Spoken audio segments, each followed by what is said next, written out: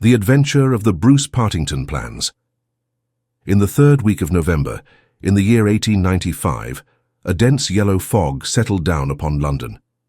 From the Monday to the Thursday, I doubt whether it was ever possible from our windows in Baker Street to see the loom of the opposite houses. The first day Holmes had spent in cross-indexing his huge book of references. The second and third had been patiently occupied upon a subject which he had recently made his hobby, the music of the Middle Ages. But when, for the fourth time, after pushing back our chairs from breakfast, we saw the greasy, heavy, brown swirl still drifting past us and condensing in oily drops upon the window panes, my comrade's impatient and active nature could endure this drab existence no longer. He paced restlessly about our sitting room in a fever of suppressed energy, biting his nails, tapping the furniture, and chafing against inaction. "Nothing of interest in the paper, Watson," he said. In was aware that by anything of interest, Holmes meant anything of criminal interest.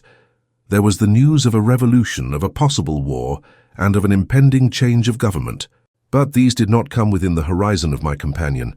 I could see nothing recorded in the shape of crime which was not commonplace and futile. Holmes groaned and resumed his restless meanderings. "The London criminal is certainly a dull fellow," said he in the querulous voice of the sportsman, whose game has failed him. "Look out this window, Watson. See how the figures loom up, are dimly seen, and then blend once more into the cloud bank.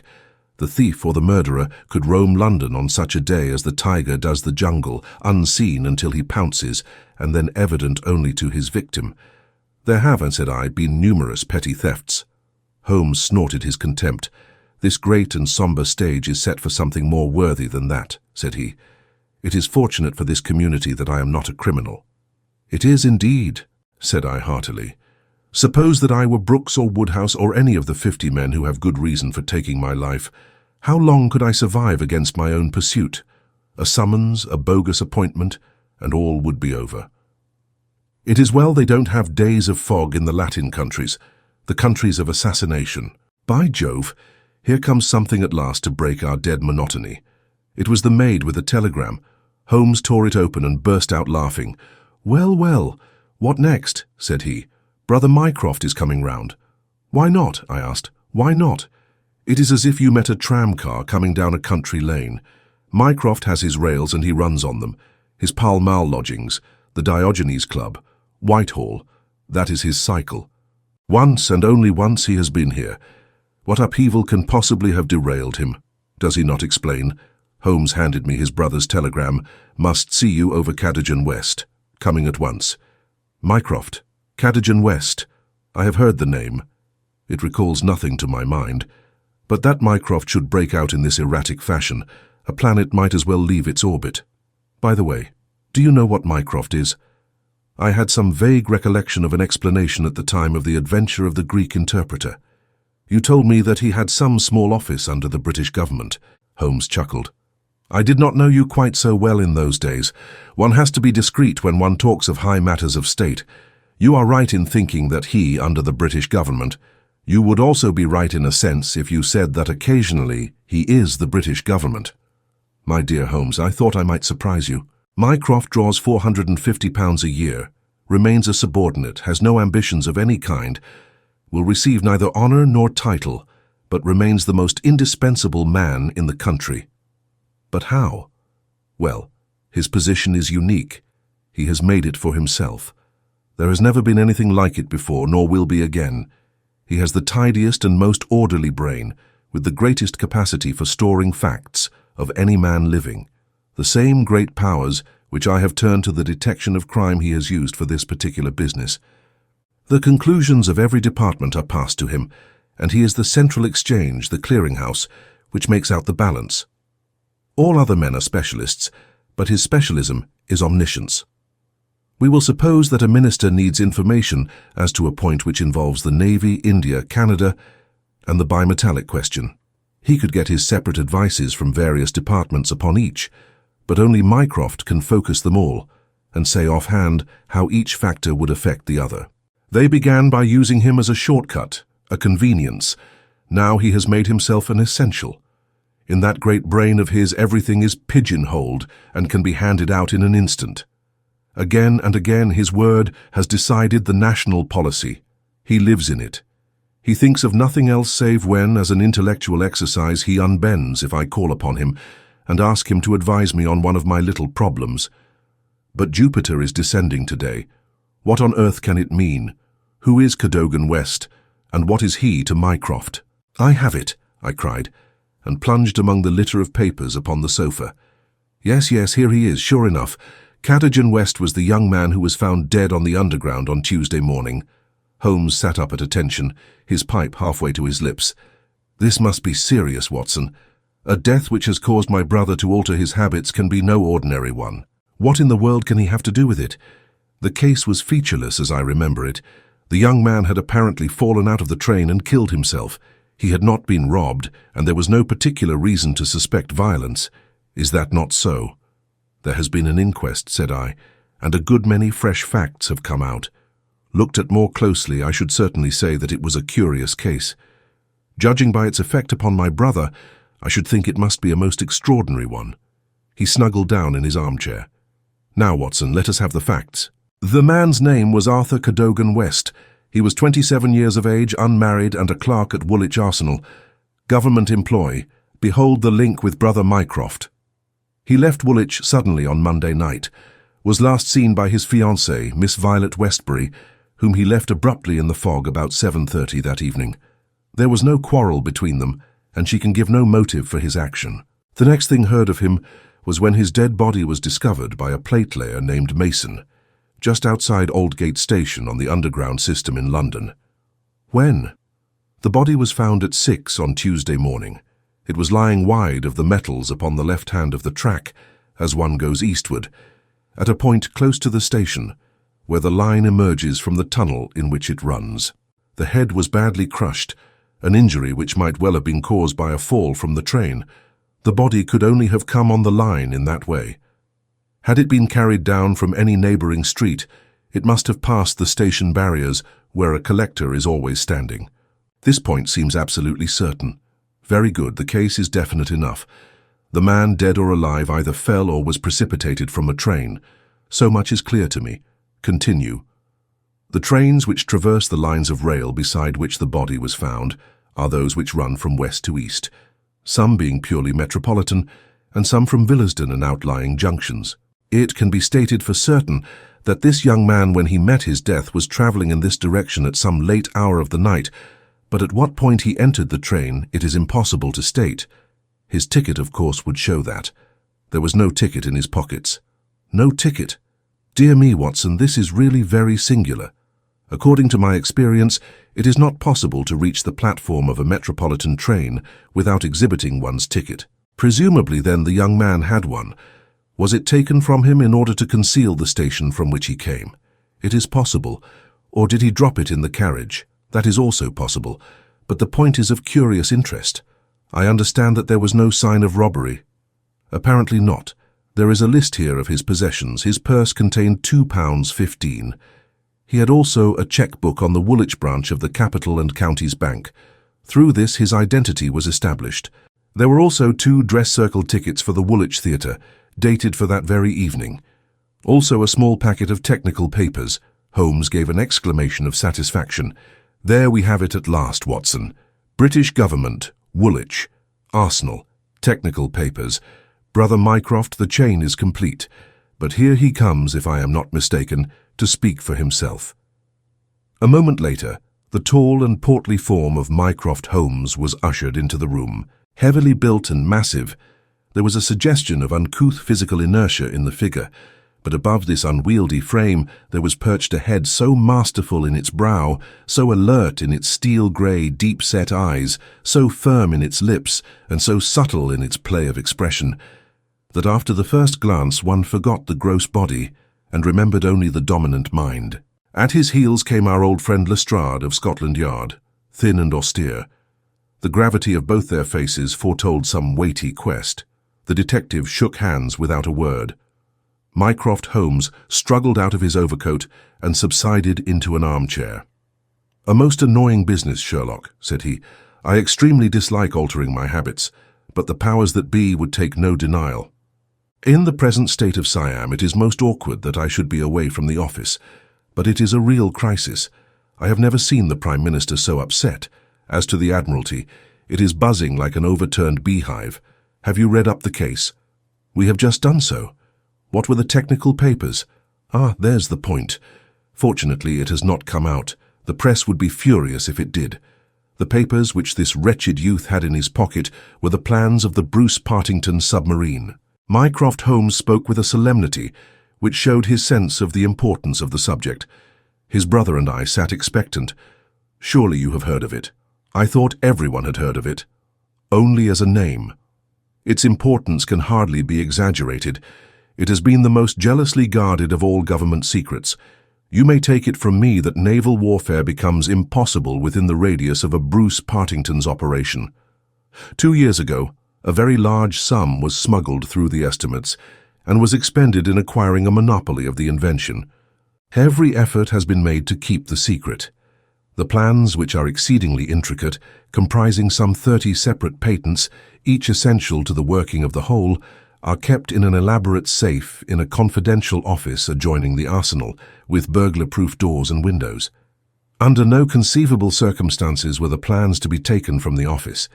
If the chief constructor of the Navy desired to consult them, even he was forced to go to the Woolwich office for the purpose, and yet here we find them in the pocket of a dead junior clerk in the heart of London. From an official point of view, it's simply awful. But you have recovered them.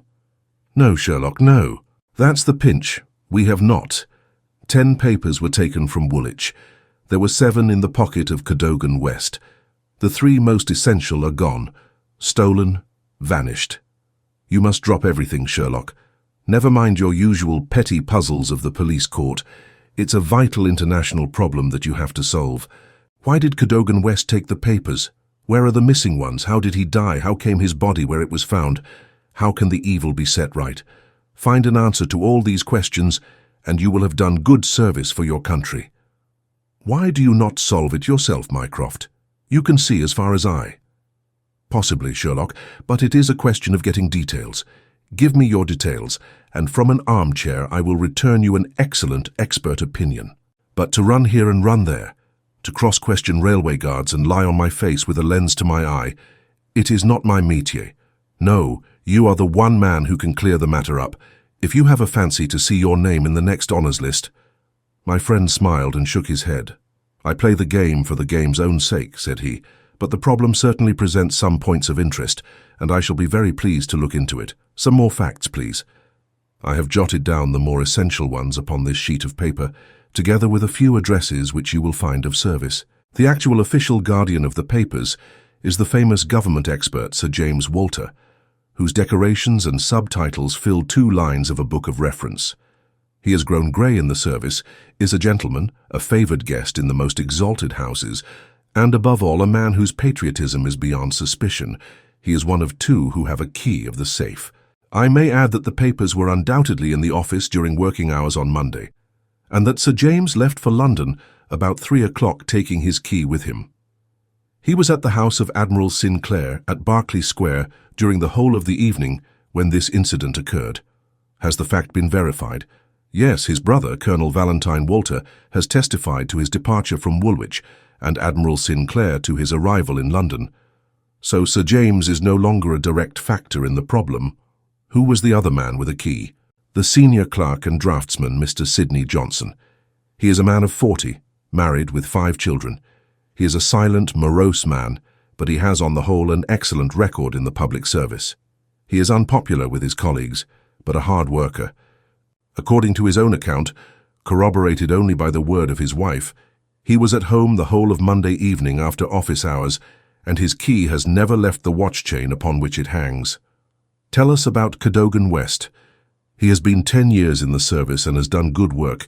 He has the reputation of being hot-headed and imperious, but a straight, honest man. We have nothing against him.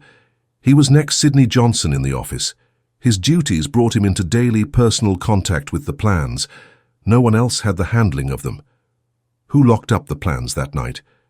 Mr. Sidney Johnson, the senior clerk. Well, it is surely perfectly clear who took them away. They are actually found upon the person of this junior clerk, Cadogan West. That seems final, does it not? It does, Sherlock, and yet it leaves so much unexplained. In the first place, why did he take them? I presume they were of value. He could have got several thousands for them very easily. Can you suggest any possible motive for taking the papers to London except to sell them? No, I cannot. Then we must take that as our working hypothesis. Young West took the papers. Now this could only be done by having a false key, several false keys. He had to open the building and the room. He had then several false keys. He took the papers to London to sell the secret, intending, no doubt, to have the plans themselves back in the safe next morning before they were missed. While in London on this treasonable mission, he met his end. How? We will suppose that he was travelling back to Woolwich when he was killed and thrown out of the compartment. Aldgate, where the body was found, is considerably past the station London Bridge, which would be his route to Woolwich. Many circumstances could be imagined under which he would pass London Bridge. There was someone in the carriage, for example, with whom he was having an absorbing interview. This interview led to a violent scene in which he lost his life. Possibly he tried to leave the carriage, fell out on the line, and so met his end. The other closed the door. There was a thick fog, and nothing could be seen. No better explanation can be given with our present knowledge. And yet consider, Sherlock, how much you leave untouched. We will suppose, for argument's sake, that young Cadogan West had determined to convey these papers to London. He would naturally have made an appointment with the foreign agent and kept his evening clear. Instead of that, he took 2 tickets for the theatre, escorted his fiancée halfway there, and then suddenly disappeared. "A blind," said Lestrade, who had sat listening with some impatience to the conversation. "A very singular one. That is objection number 1. Objection number 2. We will suppose that he reaches London and sees the foreign agent. He must bring back the papers before morning or the loss will be discovered. He took away 10. Only 7 were in his pocket. What had become of the other 3? He certainly would not leave them of his own free will. Then, again, where is the price of his treason? Once would have expected to find a large sum of money in his pocket. "It seems to me perfectly clear," said Lestrade. "I have no doubt at all as to what occurred. He took the papers to sell them. He saw the agent. They could not agree as to price. He started home again, but the agent went with him. In the train, the agent murdered him, took the more essential papers, and threw his body from the carriage. That would account for everything, would it not? Why had he no ticket? The ticket would have shown which station was nearest the agent's house. Therefore he took it from the murdered man's pocket." "Good, Lestrade, very good," said Holmes. "Your theory holds together. But if this is true, then the case is at an end. On the one hand, the traitor is dead. On the other, the plans of the Bruce-Partington submarine are presumably already on the continent. What is there for us to do?" "To act, Sherlock, to act!" cried Mycroft, springing to his feet. "All my instincts are against this explanation. Use your powers. Go to the scene of the crime. See the people concerned. Leave no stone unturned. In all your career you have never had so great a chance of serving your country." "Well, well," said Holmes, shrugging his shoulders. "Come, Watson.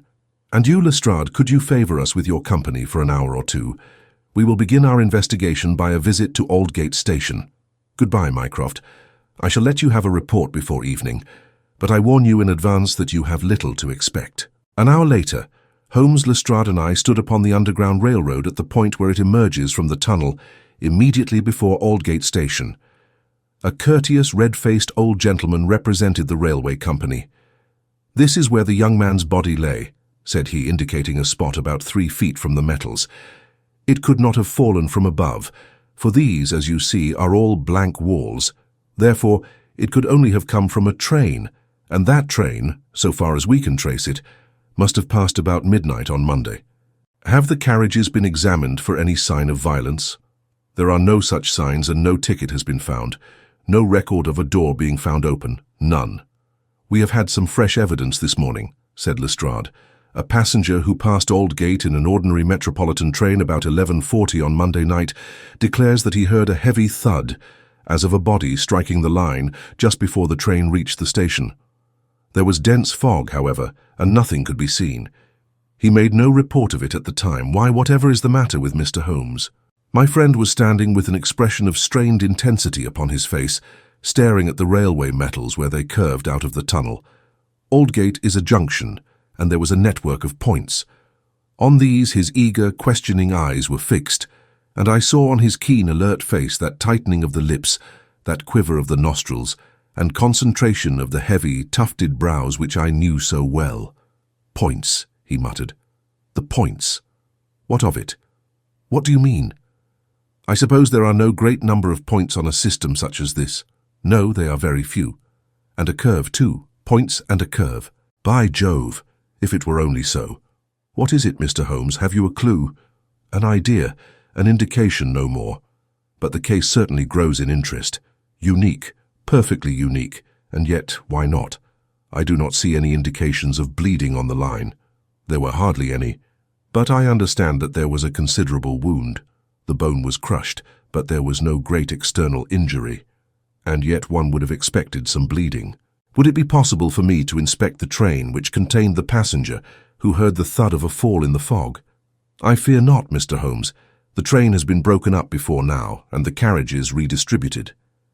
"I can assure you, Mr. Holmes," said Lestrade, "that every carriage has been carefully examined. I saw to it myself. It was one of my friend's most obvious weaknesses that he was impatient with less alert intelligences than his own.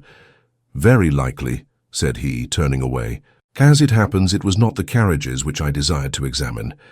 Watson, we have done all we can here. We need not trouble you any further, Mr. Lestrade. I think our investigations must now carry us to Woolwich." At London Bridge, Holmes wrote a telegram to his brother which he handed to me before dispatching it. It ran thus: "See some light in the darkness, but it may possibly flicker out. Meanwhile, please send by messenger to await return at Baker Street a complete list of all foreign spies or international agents known to be in England, with full address. Sherlock." "That should be helpful, Watson," he remarked as we took our seats in the Woolwich train. "We certainly owe Brother Mycroft a debt for having introduced us to what promises to be a really very remarkable case." His eager face still wore that expression of intense and high-strung energy, which showed me that some novel and suggestive circumstance had opened up a stimulating line of thought. See the foxhound with hanging ears and drooping tail as it lolls about the kennels, and compare it with the same hound as, with gleaming eyes and straining muscles, it runs upon a breast-high scent. Such was the change in Holmes since the morning. He was a different man from the limp and lounging figure in the mouse-coloured dressing gown who had prowled so restlessly only a few hours before round the fog-girt room. "There is material here. There is scope," said he. "I am dull indeed not to have understood its possibilities. Even now they are dark to me. The end is dark to me also, but I have hold of one idea which may lead us far. The man met his death elsewhere, and his body was on the roof of a carriage." "On the roof! Remarkable, is it not? But consider the facts. Is it a coincidence that it is found at the very point where the train pitches and sways as it comes round on the points? Is not that the place where an object upon the roof might be expected to fall off? The points would affect no object inside the train. Either the body fell from the roof, or a very curious coincidence has occurred. But now consider the question of the blood. Of course, there was no bleeding on the line if the body had bled elsewhere. Each fact is suggestive in itself. Together they have a cumulative force." "And the ticket too," I cried. "Exactly. We could not explain the absence of a ticket. This would explain it. Everything fits together." "But suppose it were so, we are still as far as ever from unravelling the mystery of his death.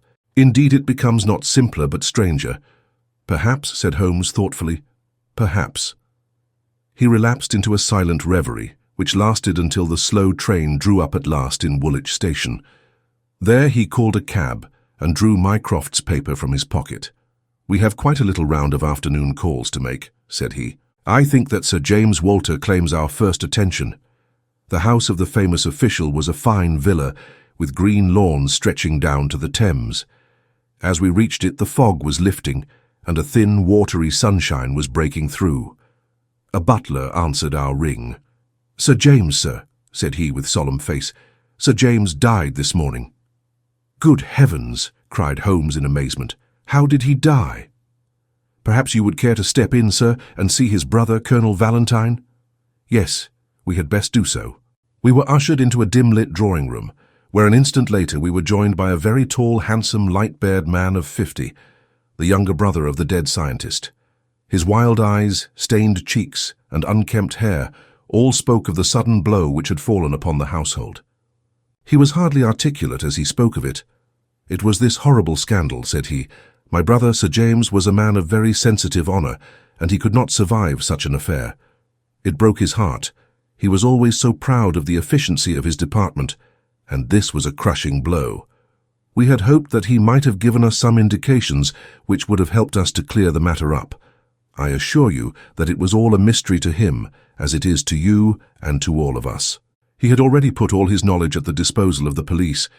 Naturally, he had no doubt that Cadogan West was guilty. But all the rest was inconceivable. You cannot throw any new light upon the affair. I know nothing myself save what I have read or heard. I have no desire to be discourteous, but you can understand, Mr. Holmes, that we are much disturbed at present, and I must ask you to hasten this interview to an end."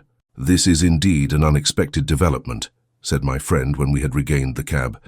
"I wonder if the death was natural, or whether the poor old fellow killed himself. If the latter, may it be taken as some sign of self-reproach for duty neglected. We must leave that question to the future. Now we shall turn to the Cadogan Wests." A small but well-kept house in the outskirts of the town sheltered the bereaved mother. The old lady was too dazed with grief to be of any use to us, but at her side was a white-faced young lady who introduced herself as Miss Violet Westbury, the fiancée of the dead man, and the last to see him upon that fatal night. "I cannot explain it, Mr. Holmes," she said. "I have not shut an eye since the tragedy, thinking night and day what the true meaning of it can be. Arthur was the most single-minded, chivalrous, patriotic man upon earth. He would have cut his right hand off before he would sell a state secret confided to his keeping. It is absurd, impossible, preposterous to anyone who knew him. But the facts, Miss Westbury? Yes, I admit I cannot explain them. Was he in any want of money? No. His needs were very simple, and his salary ample. He had saved a few hundreds, and we were to marry at the new year. No signs of any mental excitement. Come, Miss Westbury, be absolutely frank with us." The quick eye of my companion had noted some change in her manner. She coloured and hesitated. "Yes," she said at last. "I had a feeling that there was something on his mind." "For long?" "Only for the last week or so. He was thoughtful and worried. Once I pressed him about it. He admitted that there was something, and that it was concerned with his official life. 'It is too serious for me to speak about, even to you,' said he. I could get nothing more. Holmes looked grave. "Go on, Miss Westbury." "Even if it seems to tell against him, go on. We cannot say what it may lead to. Indeed, I have nothing more to tell. Once or twice it seemed to me that he was on the point of telling me something. He spoke one evening of the importance of the secret, and I have some recollection that he said that no doubt foreign spies would pay a great deal to have it." My friend's face grew graver still. "Anything else?" "He said that we were slack about such matters, that it would be easy for a traitor to get the plans." "Was it only recently that he made such remarks?" "Yes, quite recently." "Now tell us of that last evening." "We were to go to the theatre. The fog was so thick that a cab was useless. We walked and our way took us close to the office. Suddenly he darted away into the fog." "Without a word?" "He gave an exclamation, that was all. I waited, but he never returned. Then I walked home. Next morning after the office opened, they came to inquire. About 12 o'clock we heard the terrible news. Oh, Mr. Holmes, if you could only save his honour. It was so much to him." Holmes shook his head sadly. "Come, Watson," said he. "Our ways lie elsewhere. Our next station must be the office from which the papers were taken. It was black enough before against this young man, but our inquiries make it blacker," he remarked as the cab lumbered off. "His coming marriage gives a motive for the crime. He naturally wanted money. The idea was in his head since he spoke about it. He nearly made the girl an accomplice in the treason by telling her his plans. It is all very bad." "But surely, Holmes, character goes for something. Then again, why should he leave the girl in the street and dart away to commit a felony?" "Exactly. There are certainly objections. But it is a formidable case which they have to meet. Mr. Sidney Johnson, the senior clerk, met us at the office and received us with that respect which my companion's card always commanded. He was a thin, gruff, bespectacled man of middle age, his cheeks haggard, and his hands twitching from the nervous strain to which he had been subjected. "It is bad, Mr. Holmes, very bad. Have you heard of the death of the chief?" "We have just come from his house. The place is disorganized. The chief dead, Cadogan West dead, our papers stolen, and yet, when we closed our door on Monday evening, we were as efficient an office as any in the government service. Good God, it's dreadful to think of. That West, of all men, should have done such a thing. You are sure of his guilt, then? I can see no other way out of it, and yet I would have trusted him as I trust myself. At what hour was the office closed on Monday?" "At 5. Did you close it?" "I am always the last man out." "Where were the plans?" "In that safe. I put them there myself." "Is there no watchman to the building?" "There is, but he has other departments to look after as well. He is an old soldier and a most trustworthy man. He saw nothing that evening. Of course, the fog was very thick. Suppose that Cadogan West wished to make his way into the building after hours. He would need 3 keys, would he not, before they could reach the papers?" "Yes, he would. The key of the outer door, the key of the office, and the key of the safe." "Only Sir James Walter and you had those keys." "I had no keys of the doors, only of the safe. Was Sir James a man who was orderly in his habits?" "Yes, I think he was. I know that so far as those 3 keys are concerned, he kept them on the same ring. I have often seen them there. And that ring went with him to London. He said so. And your key never left your possession?" "Never." Then West, if he is the culprit, must have had a duplicate. And yet none was found upon his body. One other point. If a clerk in this office desired to sell the plans, would it not be simply to copy the plans for himself than to take the originals, as was actually done? It would take considerable technical knowledge to copy the plans in an effective way. But I suppose either Sir James or you or West has that technical knowledge. No doubt we had. But I beg you won't try to drag me into the matter, Mr. Holmes. What is the use of our speculating in this way when the original plans were actually found on West? Well, it is certainly singular that he should run the risk of taking originals if he could safely have taken copies, which would have equally served his turn. Singular, no doubt. And yet he did so. Every inquiry in this case reveals something inexplicable. Now there are 3 papers still missing. They are, as I understand, the vital ones. Yes, that is so. Do you mean to say that anyone holding these 3 papers, and without the 7 others, could construct a Bruce-Partington submarine? I reported to that effect to the Admiralty.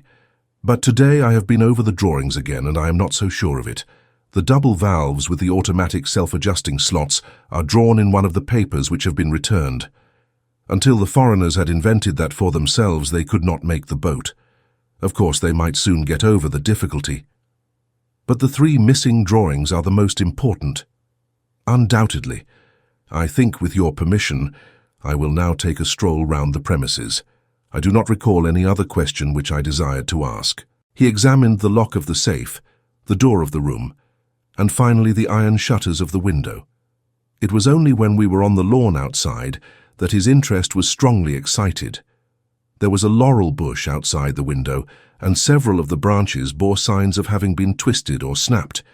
He examined them carefully with his lens, and then some dim and vague marks upon the earth beneath. Finally, he asked the chief clerk to close the iron shutters, and he pointed out to me that they hardly met in the centre, and that it would be possible for anyone outside to see what was going on within the room. The indications are ruined by 3 days' delay. They may mean something or nothing. Well, Watson, I do not think that Woolwich can help us further. It is a small crop which we have gathered. Let us see if we can do better in London. Yet we added 1 more sheaf to our harvest before we left Woolwich Station.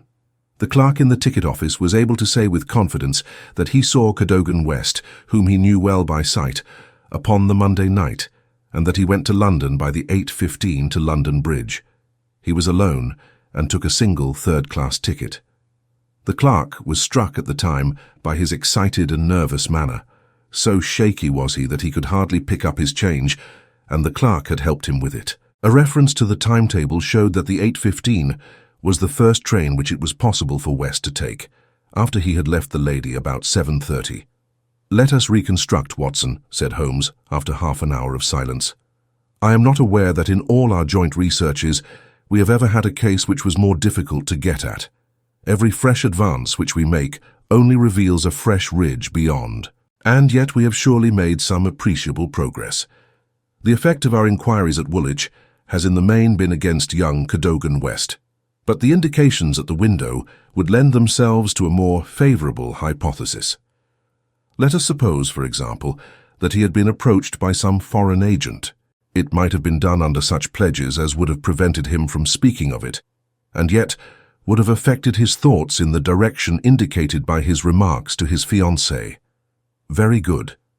We will now suppose that as he went to the theatre with the young lady, he suddenly, in the fog, caught a glimpse of this same agent going in the direction of the office. He was an impetuous man, quick in his decisions. Everything gave way to his duty. He followed the man, reached the window, saw the abstraction of the documents, and pursued the thief. In this way, we get over the objection that no one would take originals when he could make copies. This outsider had to take originals. So far it holds together. What is the next step? Then we come into difficulties. One would imagine that under such circumstances, the first act of young Cadogan West would be to seize the villain and raise the alarm. Why did he not do so? Could it have been an official superior who took the papers? That would explain West's conduct. Or could the chief have given West the slip in the fog, and West started at once to London to head him off from his own rooms, presuming that he knew where the rooms were? The call must have been very pressing, since he left his girl standing in the fog and made no effort to communicate with her. Our scent runs cold here, and there is a vast gap between either hypothesis and the laying of West's body, with 7 papers in his pocket, on the roof of a metropolitan train. My instinct now is to work form the other end. If Mycroft has given us the list of addresses, we may be able to pick our man and follow 2 tracks instead of 1. Surely enough, a note awaited us at Baker Street. A government messenger had brought it post-haste. Holmes glanced at it and threw it over to me. There are numerous small fry, but few who would handle so big an affair. The only men worth considering are Adolphe Mayer, of 13 Great George Street, Westminster, Louis Larothiere, of Campden Mansions, Notting Hill, and Hugo Oberstein, 13 Caulfield Gardens, Kensington. The latter was known to be in town on Monday and is now reported as having left. Glad to hear you have seen some light. The Cabinet awaits your final report with the utmost anxiety. Urgent representations have arrived from the very highest quarter. The whole force of the state is at your back if you should need it. Mycroft. I'm afraid, said Holmes, smiling, that all the Queen's horses and all the Queen's men cannot avail in this matter. He had spread out his big map of London and leaned eagerly over it. Well, well, said he presently with an exclamation of satisfaction, things are turning a little in our direction at last. Why, Watson, I do honestly believe that we are going to pull it off after all. He slapped me on the shoulder with a sudden burst of hilarity. I am going out now, it is only a reconnaissance. I will do nothing serious without my trusted comrade and biographer at my elbow. Do you stay here, and the odds are that you will see me again in an hour or 2. If time hangs heavy, get foolscap and a pen, and begin your narrative of how we saved the state. I felt some reflection of his elation in my own mind, for I knew well that he would not depart so far from his usual austerity of demeanour unless there was good cause for exultation. All the long November evening I waited, filled with impatience for his return. At last, shortly after 9 o'clock, there arrived a messenger with a note. Am dining at Goldini's Restaurant, Gloucester Road, Kensington. Please come at once and join me there. Bring with you a jemmy, a dark lantern, a chisel, and a revolver. S.H. It was a nice equipment for a respectable citizen to carry through the dim, fog-draped streets. I stowed them all discreetly away in my overcoat and drove straight to the address given. There sat my friend at a little round table near the door of the garish Italian restaurant. Have you had something to eat? Then join me in a coffee and curacao. Try one of the proprietor's cigars. They are less poisonous than one would expect. Have you the tools? They are here in my overcoat. Excellent. Let me give you a short sketch of what I have done, with some indication of what we are about to do. Now it must be evident to you, Watson, that this young man's body was placed on the roof of the train. That was clear from the instant that I determined the fact that it was from the roof, and not from a carriage, that he had fallen. Could it not have been dropped from a bridge? I should say it was impossible. If you examine the roofs, you will find that they are slightly rounded and there is no railing round them. Therefore, we can say for certain that young Cadogan West was placed on it. How could he be placed there? That was the question which we had to answer. There is only one possible way. You are aware that the underground runs clear of tunnels at some points in the West End. I had a vague memory that as I have travelled by it, I have occasionally seen windows just above my head. Now suppose that a train halted under such a window. Would there be any difficulty in laying a body upon the roof? It seems most improbable. We must fall back upon the old axiom that when all other contingencies fail, whatever remains, however improbable, must be the truth. Here all other contingencies have failed. When I found that the leading international agent, who had just left London, lived in a row of houses which abutted upon the underground, I was so pleased that you were a little astonished at my sudden frivolity. Oh, that was it, was it? Yes, that was it. Mr. Hugo Oberstein of 13 Caulfield Gardens had become my objective. I began my operations at Gloucester Road Station, where a very helpful official walked with me along the track and allowed me to satisfy myself not only that the back stair windows of Caulfield Gardens open on the line, but the even more essential fact that, owing to the intersection of one of the larger railways, the underground trains are frequently held motionless for some minutes at that very spot. Splendid, Holmes. You have got it. So far, Watson. We advance, but the goal is afar. Well, having seen the back of Caulfield Gardens, I visited the front and satisfied myself that the bird was indeed flown. It is a considerable house, unfurnished, so far as I could judge, in the upper rooms. Oberstein lived there with a single valet, who was probably a confederate entirely in his confidence. We must bear in mind that Oberstein has gone to the continent to dispose of his booty, but not with any idea of flight. For he had no reason to fear a warrant, and the idea of an amateur domiciliary visit would certainly never occur to him. Yet that is precisely what we are about to make. Could we not get a warrant and legalize it? Hardly on the evidence. What can we hope to do? We cannot tell what correspondence may be there. I don't like it, Holmes. My dear fellow, you shall keep watch in the street. I'll do the criminal part. It's not a time to stick at trifles. Think of Mycroft's note, of the Admiralty, the Cabinet, the exalted person who waits for news. We are bound to go. My answer was to rise from the table. You are right, Holmes. We are bound to go. He sprang up and shook me by the hand. I knew you would not shrink at the last, said he, and for a moment I saw something in his eyes which was nearer to tenderness than I had ever seen. The next instant, he was his masterful, practical self once more. It is nearly half a mile, but there is no hurry. Let us walk, said he. Don't drop the instruments, I beg. Your arrest as a suspicious character would be a most unfortunate complication. Caulfield Gardens was one of those lines of flat-faced pillared and porticoed houses which are so prominent a product of the middle Victorian epoch in the West End of London. Next door there appeared to be a children's party, for the merry buzz of young voices and the clatter of a piano resounded through the night. The fog still hung about and screened us with its friendly shade. Holmes had lit his lantern and flashed it upon the massive door. "This is a serious proposition," said he. "It is certainly bolted as well as locked. We would do better in the area. There is an excellent archway down yonder in case a too zealous policeman should intrude. Give me a hand, Watson, and I'll do the same for you." A minute later we were both in the area. Hardly had we reached the dark shadows before the step of the policeman was heard in the fog above. As its soft rhythm died away, Holmes set to work upon the lower door. I saw him stoop and strain until with a sharp crash it flew open. We sprang through into the dark passage, closing the area door behind us. Holmes led the way up the curving, uncarpeted stair. His little fan of yellow light shone upon a low window. "Here we are, Watson. This must be the one." He threw it open, and as he did so there was a low, harsh murmur, growing steadily into a loud roar as a train dashed past us in the darkness. Holmes swept his light along the windowsill. It was thickly coated with soot from the passing engines, but the black surface was blurred and rubbed in places. You can see where they rested the body. "Halloa, Watson, what is this? There can be no doubt that it is a blood mark." He was pointing to faint discolorations along the woodwork of the window. Here it is on the stone of the stair also. The demonstration is complete. Let us stay here until a train stops. We had not long to wait. The very next train roared from the tunnel as before, but slowed in the open, and then, with a creaking of brakes, pulled up immediately beneath us. It was not 4 feet from the window ledge to the roof of the carriages.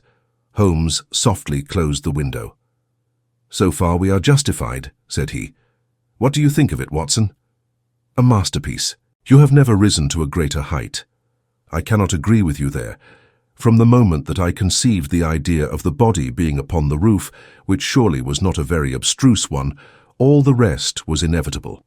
If it were not for the grave interests involved, the affair up to this point would be insignificant. Our difficulties are still before us, but perhaps we may find something here which may help us." We had ascended the kitchen stair and entered the suite of rooms upon the first floor. One was a dining room, severely furnished, and containing nothing of interest. A second was a bedroom, which also drew blank. The remaining room appeared more promising, and my companion settled down to a systematic examination. It was littered with books and papers, and was evidently used as a study. Swiftly and methodically, Holmes turned over the contents of drawer after drawer and cupboard after cupboard, but no gleam of success came to brighten his austere face. At the end of an hour, he was no further than when he started. "The cunning dog has covered his tracks," said he. "He has left nothing to incriminate him. His dangerous correspondence has been destroyed or removed. This is our last chance." It was a small tin cash box which stood upon the writing desk. Holmes pried it open with his chisel. Several rolls of paper were within, covered with figures and calculations, without any note to show to what they referred. The recurring words, water pressure and pressure to the square inch, suggested some possible relation to a submarine. Holmes tossed them all impatiently aside. There only remained an envelope with some small newspaper slips inside it. He shook them out on the table, and at once I saw by his eager face that his hopes had been raised. "What's this, Watson?" "Eh? What's this?" "Record of a series of messages in the advertisements of a paper. Daily Telegraph agony column by the Print and Paper. Right-hand top corner of a page. No dates, but messages arrange themselves. This must be the first. Hope to hear sooner. Terms agreed to. Write fully to address given on card. Pierrot." Next comes, "Too complex for description. Must have full report. Stuff awaits you when goods delivered. Pierrot." Then comes, "Matter presses. Must withdraw offer unless contract completed. Make appointment by letter. Will confirm by advertisement. Pierrot." Finally, "Monday night after 9. 2 taps. Only ourselves. Do not be so suspicious. Payment in hard cash when goods delivered. Pierrot." A fairly complete record, Watson. If we could only get at the man at the other end. He sat lost in thought, tapping his fingers on the table. Finally, he sprang to his feet. "Well, perhaps it won't be so difficult after all. There is nothing more to be done here, Watson. I think we might drive round to the offices of the Daily Telegraph, and so bring a good day's work to a conclusion." Mycroft, Holmes and Lestrade had come round by appointment after breakfast next day, and Sherlock Holmes had recounted to them our proceedings of the day before. The professional shook his head over our confessed burglary. "We can't do these things in the force, Mr. Holmes," said he. "No wonder you get results that are beyond us. But some of these days you'll go too far, and you'll find yourself and your friend in trouble. For England, home and beauty, Watson. Martyrs on the altar of our country. But what do you think of it, Mycroft?" "Excellent, Sherlock, admirable. But what use will you make of it?" Holmes picked up the Daily Telegraph which lay upon the table. "Have you seen Pierrot's advertisement today?" "What? Another one?" "Yes, here it is. Tonight. Same hour. Same place. 2 taps. Most vitally important. Your own safety at stake." "Pierrot." "By George," cried Lestrade. "If he answers that we've got him."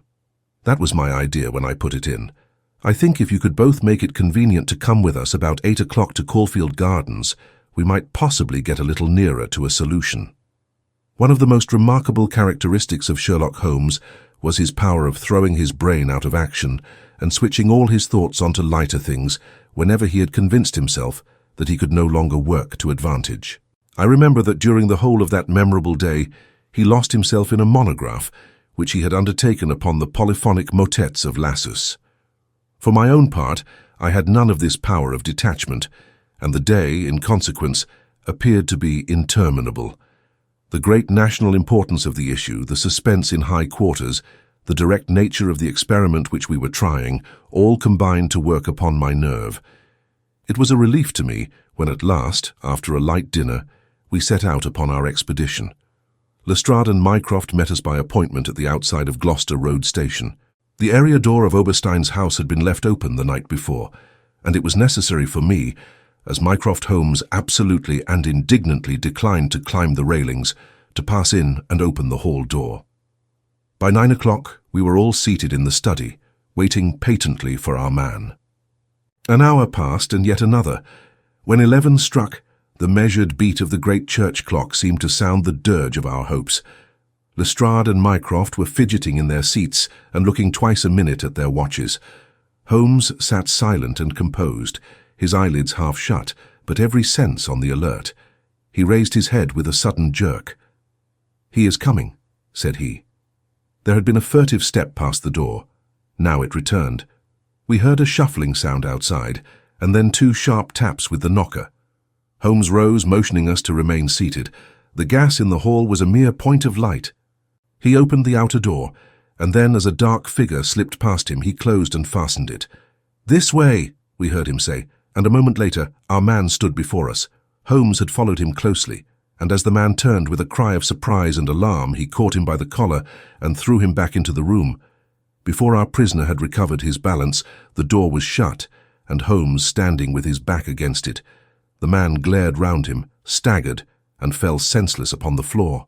With the shock, his broad-brimmed hat flew from his head, his cravat slipped sewn from his lips, and there were the long light beard and the soft, handsome, delicate features of Colonel Valentine Walter. Holmes gave a whistle of surprise. "You can write me down an ass this time, Watson," said he. This was not the bird that I was looking for.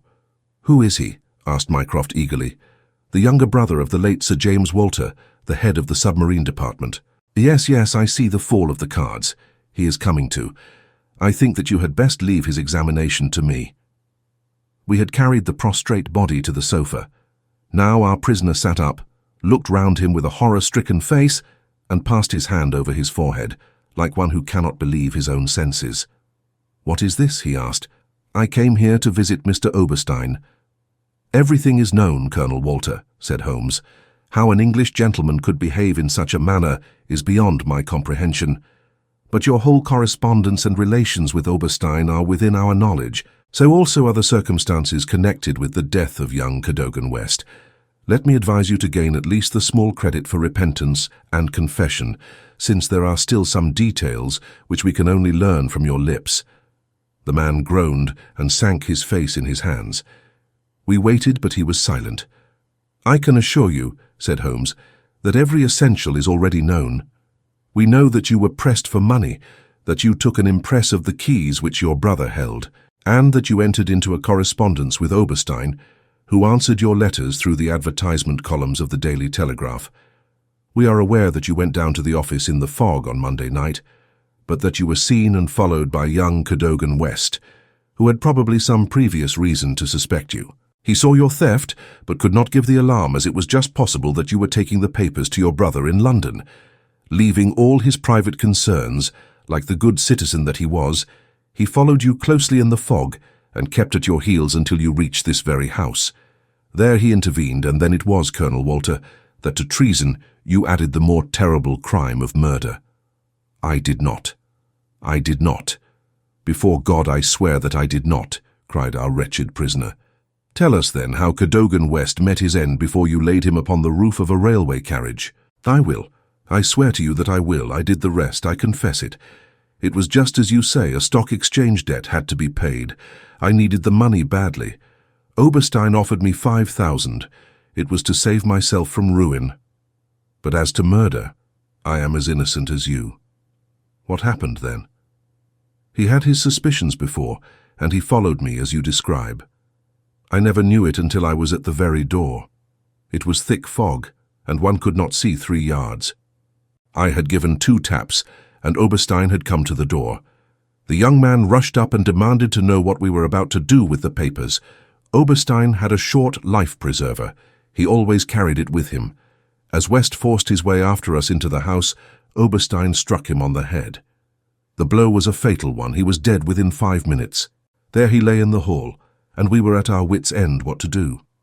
Then Oberstein had this idea about the trains which halted under his back window, but first he examined the papers which I had brought.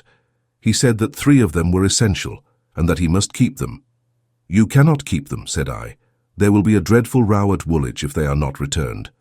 "I must keep them," said he, "for they are so technical that it is impossible in the time to make copies." "Then they must all go back together tonight," said I. He thought for a little, and then he cried out that he had it. "3 I will keep," said he. "The others we will stuff into the pocket of this young man. When he is found, the whole business will assuredly be put to his account." I could see no other way out of it, so we did as he suggested. We waited half an hour at the window before a train stopped.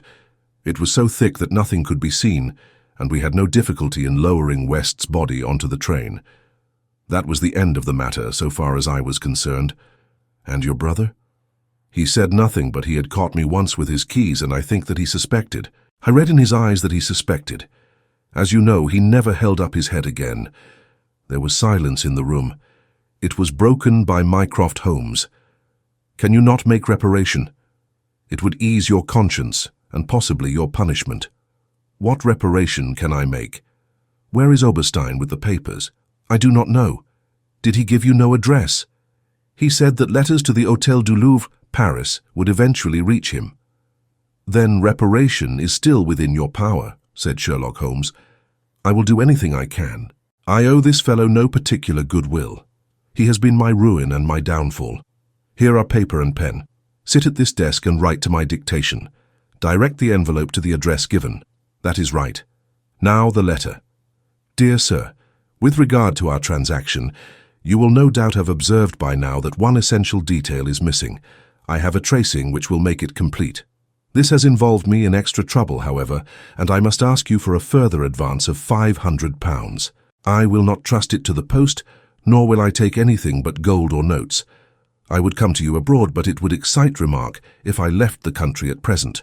Therefore I shall expect to meet you in the smoking room of the Charing Cross Hotel at noon on Saturday. Remember that only English notes or gold will be taken. That will do very well. I shall be very much surprised if it does not fetch our man." And it did. It is a matter of history. That secret history of a nation which is often so much more intimate and interesting than its public chronicles, that Oberstein, eager to complete the coup of his lifetime, came to the lure and was safely engulfed for 15 years in a British prison. In his trunk were found the invaluable Bruce-Partington plans, which he had put up for auction in all the naval centres of Europe. Colonel Walter died in prison towards the end of the 2nd year of his sentence. As to Holmes, he returned refreshed to his monograph upon the polyphonic motets of Lassus, which has since been printed for private circulation, and is said by experts to be the last word upon the subject. Some weeks afterwards I learned incidentally that my friend spent a day at Windsor. Wensby returned with a remarkably fine emerald tie pin. When I asked him if he had bought it, he answered that it was a present from a certain gracious lady in whose interests he had once been fortunate enough to carry out a small commission.